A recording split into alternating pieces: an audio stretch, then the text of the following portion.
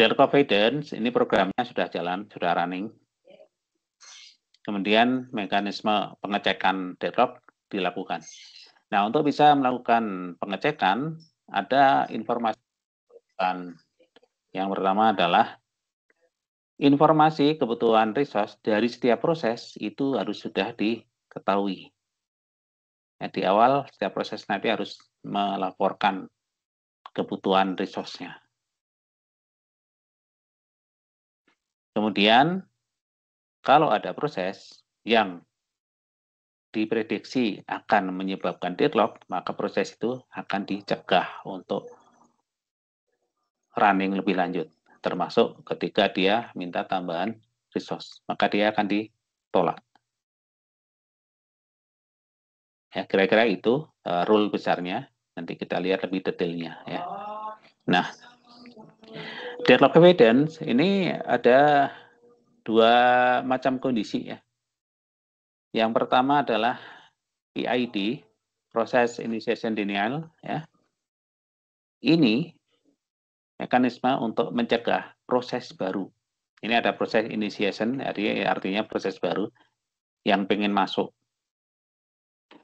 Jadi proses baru yang pengen masuk ikan dicek akan menyebabkan deadlock atau tidak. Jika setelah dicek akan menyebabkan deadlock, maka proses baru tadi akan ditolak, nggak boleh masuk. Ya, proses baru nggak boleh masuk. Ini PID. Yang kedua RAD, Resource Allocation Denial. Ya. Ini mekanisme untuk mengecek kalau ada proses yang sudah running di tengah-tengah jalan minta tambahan resource, maka permintaannya ditolak atau tidak. Sistem akan mensimulasikan. Jika permintaannya diberikan tetapi menyebabkan deadlock, maka permintaannya akan ditolak. Jadi ada dua mekanisme ini ya.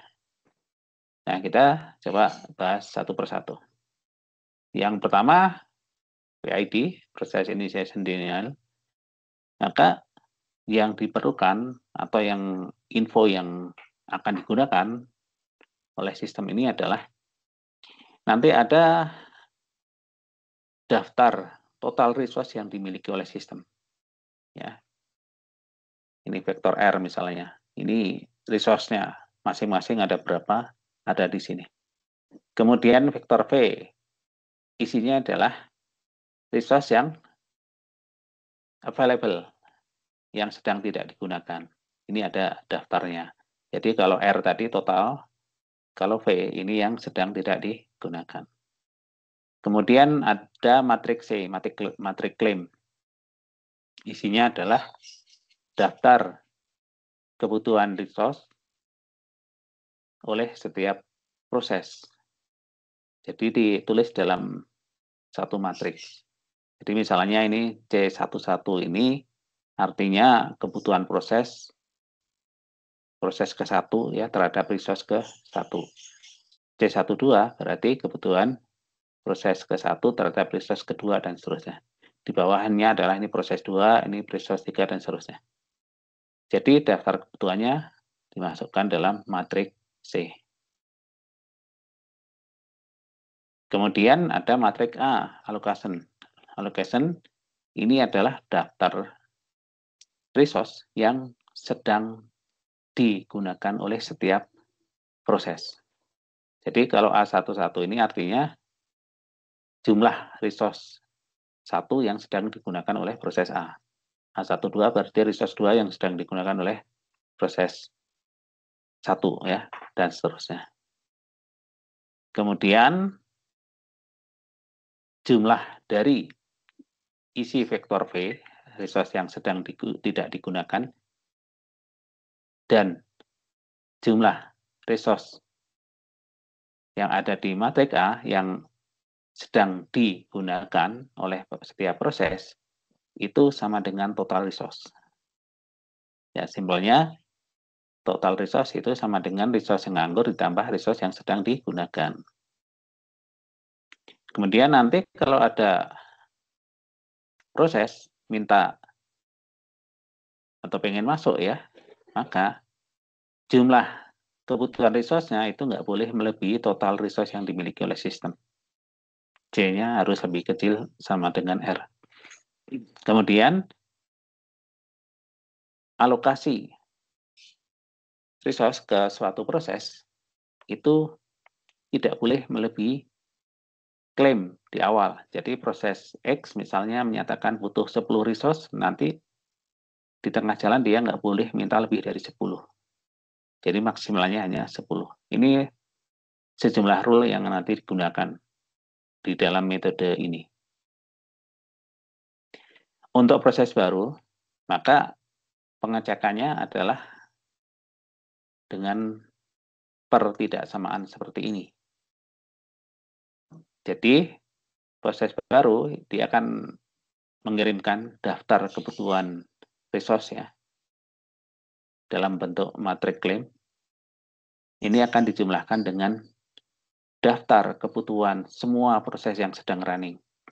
Dijumlahkan, kalau itu melebihi total resource, maka proses baru ini akan ditolak. Jadi pengecekannya dengan cara seperti itu. Daftar kebutuhannya berapa? Jumlahkan dengan klaim atau kebutuhan proses lain. Kalau melebihi total, ya ditolak. Itu proses initiation denial ya. Bisa dipahami mekanisme untuk proses baru? Baik, yang kedua adalah proses yang sudah running minta tambahan resource. Maka digunakan RAD atau algoritma banker. Jadi algoritmanya mirip ketika ada seseorang yang mau mengajukan pinjaman ke bank. Maka pihak bank akan mengecek kira-kira kalau diberi pinjaman bakal timbul masalah tidak. Kalau diproses, kalau dikabulkan permintaannya, dikasih resource, bakal menyebabkan deadlock atau tidak. Itu ya, RAD. Nah, sebagai contoh, kita lihat di sini.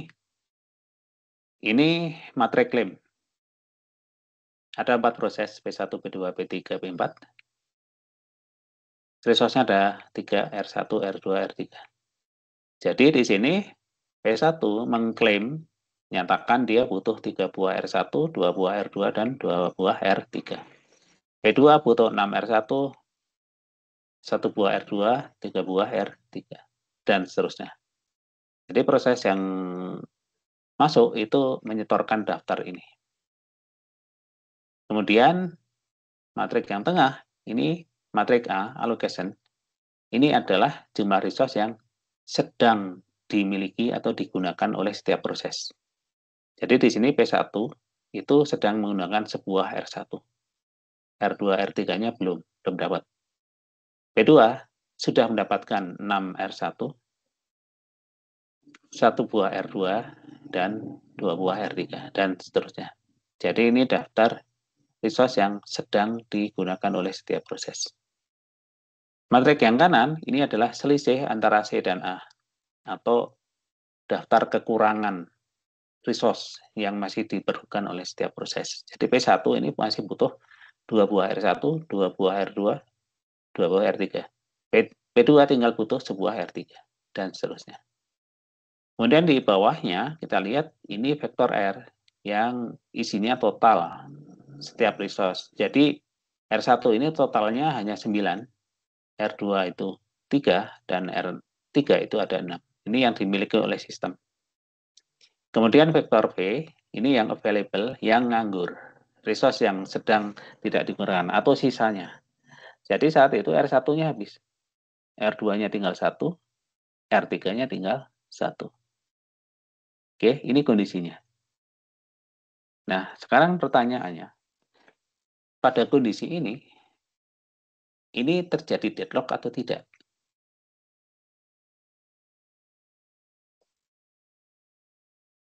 Ya, kalau status kayak ini terjadi deadlock atau tidak?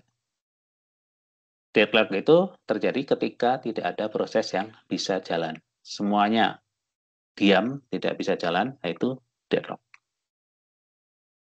Tapi kalau ada yang bisa jalan, nah itu terus disimulasikan, ditelusuri. Apakah semuanya bisa jalan atau tidak? Ya, caranya gimana? Kita lihat di daftar kekurangan resource yang diperlukan oleh setiap proses. Kalau di sini ada yang nol semua, artinya proses itu sudah tidak butuh apa-apa, pasti dia bisa jalan. Tapi di sini kita tidak lihat yang semuanya nol ya. Yang paling sedikit ini P2. Dia tinggal butuh sebuah R3. Nah, ada nggak resource R3 yang belum dipakai? Kita lihat di vektor V ini R3 ada 1. Kalau ini diberikan ke P2, maka P2 bisa jalan. Ya, ini P2 ini yang paling siap jalan. P1 bagaimana? Dia butuh 2 buah R1, tapi R1-nya habis. Nggak mungkin P1 bisa jalan. P3, P3 butuh sebuah R1, R1 habis. Ya nggak mungkin juga. P4 juga. Ya, jadi yang mungkin jalan di sini hanya P2. Jadi P2 bisa jalan kalau dikasih resource ini. Nah, selanjutnya ketika P2 sudah selesai, maka semua resource yang sedang dipegang oleh P2 ini akan dikembalikan ke sistem, sehingga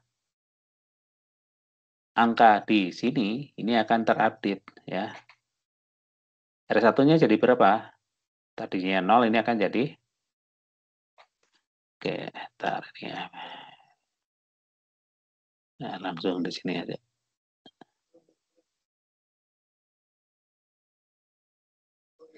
Nah, jadi ini kita update. Kalau P2 selesai, ya, ini selesai, maka R1-nya tadinya 0 akan jadi 6. R2-nya sebelumnya 1 tambah 1, jadi 2. R3 sebelumnya 1 ditambah 2, jadinya 3. Jadi ketika P2 selesai, maka available-nya menjadi 6, 2, 3. Jadi P2 selesai ini ya, kita coret. Nah, sekarang kita lihat dengan yang available 6, 2, 3, proses mana yang bisa jalan berikutnya? Ada pendapat?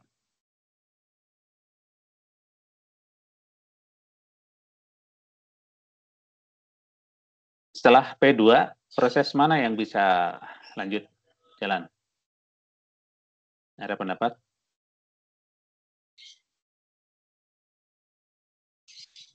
Proses 1 bisa, Pak. P1 bisa. Kalau P3 bisa nggak? P3 bisa, Pak. P4 P3 juga bisa. bisa. P4 bisa. Jadi, setelah P2, yang manapun proses bisa jalan. Setelah resource-nya selesai, setelah prosesnya selesai, resource-nya dikembalikan. Jadi misal P mana dulu ini? P1 ya. Misal P1 jalan. Maka di sini R1-nya akan jadi 7 ya. Karena apa? Karena di sini P1 itu hanya memegang satu buah R1. Maka setelah selesai ya, ini selesai, available-nya hanya tambah 1 untuk R1 ya. Jadi kalau ada soal jangan salah mengupdate nilainya itu dari yang allocation-nya, bukan dari selisih ya. Oke, P1 selesai. Kemudian misalnya P3. P3 butuhnya 103. Available-nya 723, sangat jauh lebih besar. Jadi pasti bisa ya. Jadi kondisi ini menyebabkan semua proses bisa jalan sehingga tidak ada yang deadlock. Jadi kondisinya aman ya. Kondisi ini aman, tidak terjadi deadlock. Dicari, pahami?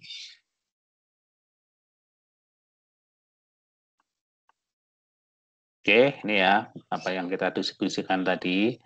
Seperti ini, kalau P2 selesai, maka jadinya available-nya nambah. Kemudian Setelah itu P1 ya, P1 selesai jadi seperti ini. Kemudian ya pada intinya semua bisa jalan ya. 3 oke, P4 oke. Itu contoh 1. Contoh 2 seperti ini kondisinya. Ini sedikit beda ya. Dimana available-nya ini 112. Oke. Ini kondisinya sedikit beda dibanding contoh 1. Contoh 1 ini. 011 ya available-nya. Ini sama totalnya. Yang berbeda di sini ada yang berbeda ya. Nah, kita lihat kondisi di contoh 2. Ini seperti ini. Nah, sekarang misal P2 minta tambahan resource 1 buah R1 dan 1 buah R3. Maka kalau permintaannya dikabulkan, jadi dicek sama sistemnya, disimulasikan nih. Jadi dia minta tambahan 1 buah R1, sehingga tadinya kekurangannya 1 jadi 0 ya, kalau dikasih kan. Dan 1 buah R3, tadinya kurang 2 menjadi kurang 1. Kemudian yang allocation-nya yang digunakan oleh P2, tadinya 5, R1 jadi 6, R3 tadinya 1 jadi 2. Sehingga available-nya R1-nya 1 jadi 0, R3-nya 2 jadi 1. Nah, kondisi seperti ini tadi sudah kita simulasikan di contoh 1 ya, sama persis ini ya, 011 ya. Ini kondisi sama persis di contoh 1 dan sudah dicek semua proses pada akhirnya bisa jalan. Artinya, kalau permintaan P2 dikabulkan, tidak menyebabkan sistem deadlock. Jadi, sistem mensimulasikan dan ternyata tidak ada masalah. Maka permintaan P2 ini akan dikabulkan. Itu algoritma Banker seperti itu ya. Deadlock avoidance seperti itu. Pencegahan deadlock dilakukan dengan cara seperti itu. Nah, sekarang seandainya yang minta adalah P1. Yang diminta sama seperti yang diminta P2, yaitu 1 buah R1 dan 1 buah R3. Ini kasusnya adalah misal ya. Kalau tadi yang minta P2 kan oke, dikabulkan ya. Kalau yang minta P1 bagaimana? Nah, sistem akan mensimulasikan.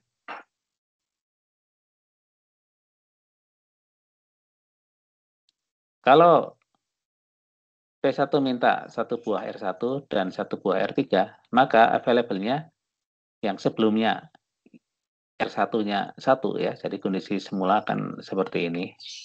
Ya, kondisi semula seperti ini, yang dicoret ini ya. 1, 1, 2. Atau yang ini ya, kasusnya ini. Kondisi mula-mula kan ini ya. Oke. Nah, ini yang sekarang minta ini P1 nih. Dia mintanya 1 buah R1 dan 1 buah R3. Sistem mensimulasikan, maka kalau diberikan, maka di sini akan menjadi berapa? 2, di sini akan menjadi 1, kekurangannya di sini 1, di sini 1. Available-nya ini jadi 0, ini jadi 1.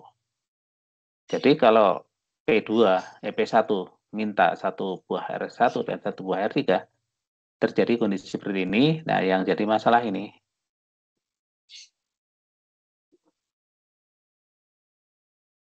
Ya. Available untuk R1 sudah 0 habis. Tetapi setiap proses untuk bisa jalan, dia membutuhkan R1. Maka kalau permintaan P1 dikabulkan, akan terjadi deadlock. Bahaya sistemnya. Maka permintaan P1 akan ditolak. Kalau yang tadi yang minta P2, disimulasikan, nggak ada masalah. Tapi permintaan yang sama, kalau yang minta P1 bisa bermasalah. Bisa dipahami cara kerja deadlock avoidance? Bisa?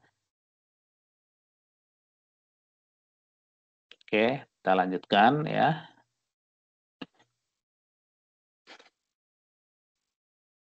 Nah, kalau diimplementasikan, maka seperti ini sudutnya. Jadi kita bisa baca di sini ya, ada pengecekan alokasi dijumlahkan dengan request itu harus lebih besar dari klaim ya. Bukan harus, tetapi if ini ya, jika alokasi tambah request lebih besar dari klaim, maka akan terjadi masalah. Ini yang pengecekan ya antara klaim dengan alokasi dan request ya. Ini nggak boleh melebihi klaim. Kemudian yang available-nya, jika request-nya melebihi yang tersedia, ini prosesnya di pending dulu ya, suspend. Jika tidak, maka ini ya diupdate isinya. Alokasi sama dengan alokasi tambah request, available sama dengan available dikurangi request. Kemudian dicek ya, apakah aman atau tidak. Nah, pengecekannya ini ada di sini ya. Fungsi save untuk ngecek aman atau tidaknya. Caranya seperti ini ya. Ini kalau dalam bentuk sedukut seperti ini. Kemudian deadlock avoidance ini kelebihan kekurangannya seperti ini. Salah satu yang cukup merepotkan adalah kekurangan dalam hal harus menyetorkan daftar kebutuhan resource yang dibutuhkan oleh setiap proses. Ini yang agak susah. Bagaimana bisa diketahui resource proses X misalnya nanti butuh resource ini sekian, resource ini sekian, resource ini sekian, itu dalam prakteknya tidak mudah. Ya, ini salah satu nih kekurangan utama di metode ini. Sehingga bisa jadi datanya kurang akurat karena klaimnya bisa jadi tidak sesuai dengan kebutuhan sebenarnya. Ya. Nah, kekurangan tadi khususnya yang harus menyebutkan kebutuhan resource di awal ini akan teratasi di metode yang deadlock detection. Karena di metode deadlock detection tidak perlu menginformasikan kebutuhan resource-nya di awal. Jadi, kalau ternyata nanti terjadi deadlock, ya biarlah terjadi deadlock. Nggak masalah. Ya. Karena deadlock detection punya cara untuk mengatasi kondisi deadlock. Ya. Nah, kalau deadlock avoidance, ini tidak. Dia hati-hati. Sangat hati-hati memberikan resource kepada setiap proses yang minta. Jadi sangat menghindari terjadinya deadlock. Itu deadlock avoidance. Oke, demikian bahasan kita di pertemuan kali ini. Kita sudah bahas tentang deadlock, ya, kemudian notasinya, kemudian ada diagram untuk ngecek alur terjadi deadlock tidak, notasi relasi antara proses dan resource, kemudian dua metode penanganan deadlock sudah kita bahas, yaitu deadlock prevention dan deadlock avoidance. Silakan yang mau bertanya.